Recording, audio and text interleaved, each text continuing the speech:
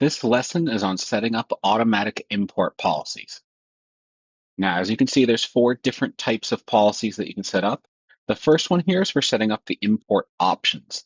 For example, if you want an admin account to be able to add IT glue password matching by default or enable password rotation, this is dependent on which password manager you have configured or if you're using our internal vault.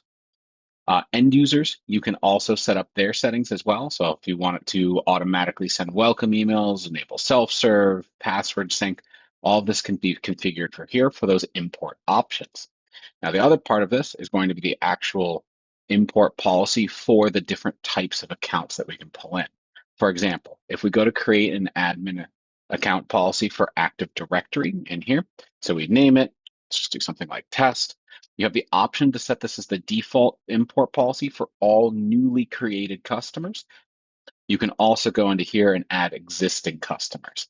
Once you've added a couple of customers, select, you can then choose what type of security group you want to use. So for AD, you've got built-in and custom policies. For example, with the built-in, if you want to go like that, you can pull in the admin groups right here.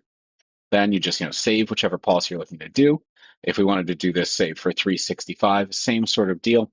You can add the different roles instead. So for example, if you want to define global admin, you could do that, click save, have it pull in global admin, and then same thing for local. Now, local does have a couple of extra options as well, because you can either pull in by local group, or if you select template accounts, you can target specific accounts that you want to pull in instead of the whole administrator group like local groups.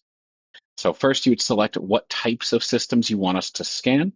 Then you can either add local group, for example, pull in the administrators group, or you choose template accounts, and then you could just type in the specific account name. So if it was, for example, test or test admin, you just basically tell us what that account is, click add here, save, and then those will get added as what we're looking for down below. Then once you've saved this, and you have to have a customer added before you can save, you then be able to over here either edit or delete the existing policies that you have. This will also show you which ones are your defaults by having that little house icon. This concludes our lesson on automatic import settings.